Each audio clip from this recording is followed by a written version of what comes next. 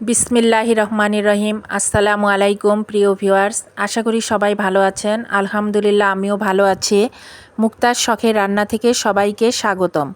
তো আজকে আমি মেয়োনিজ তৈরি করব, এটা আপনাদের সঙ্গে শেয়ার করব। তো আমি এখানে একটা ডিম দিয়ে দিলাম কুসুম সহ। ডিমটা অবশ্যই রুম টেম্পারেচারে থাকা ডিম হতে হবে। তো এখানে 2 টেবিল চামচ গুঁড়ো দুধ দিয়ে দিব। খুব কম খরচে সহজেই আমরা বাড়িতে এই মেয়োনিজটা তৈরি করতে পারি। এখানে রসুনের কোয়া নিয়েছি 3টা, এটা আমি কেটে দিয়েছি। তো রসুনের কোয়া দিয়ে দিলাম, 1 চিমটি লবণ দিয়ে দিলাম, 1/4 চা চামচ গোলমরিচ গুঁড়া দিয়ে দিলাম। এই গোলমরিচগুলো আস্তেও দিতে পারেন। তো এখানে 1 টেবিল চামচ লেবুর রস দিয়ে দিলাম, আর 1 টেবিল চামচ সাদা ভিনেগার দিয়ে দিলাম।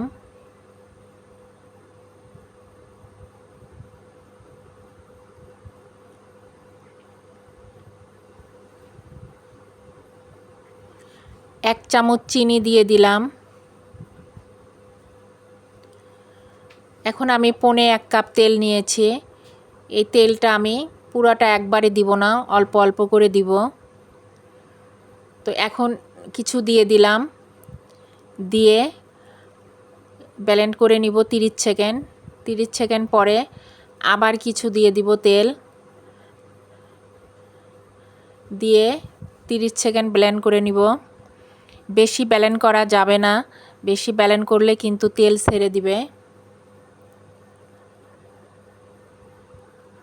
তো এভাবে আমি বারবার একটু করে তেল দিয়ে দিয়ে আমি ব্লেন্ড করে নিব।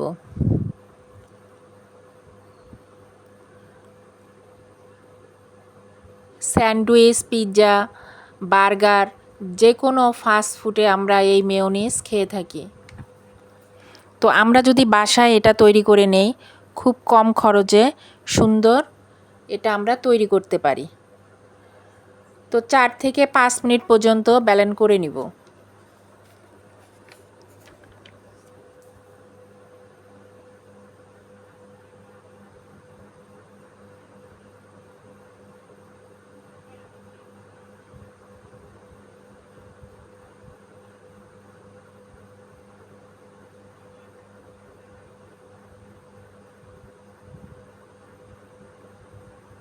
তো হয়ে গেল আমার মেয়োনিজ তৈরি। দেখুন আমার মেয়োনিজটা কতটা থিক এবং পারফেক্ট হয়েছে। এটা দেখতে যতটা সুন্দর, খেতেও কিন্তু খুব টেস্টি। আশা করি আপনারাও বাসায় তৈরি করবেন।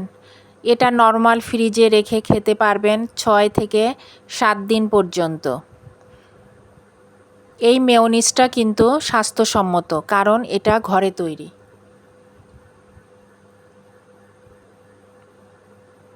আর বাচ্চারা তো খুবই পছন্দ করে, আর বাচ্চাদের জন্য এটা খুব উপকারী, স্বাস্থ্যসম্মত।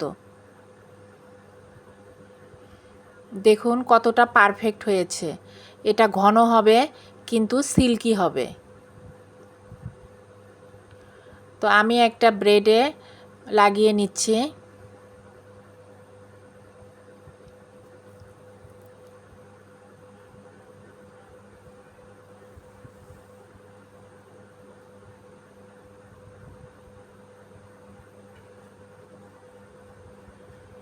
তো আশা করি রেসিপিটি ভালো লেগেছে। সবাই ভালো থাকুন, সুস্থ থাকুন। আসসালামু আলাইকুম।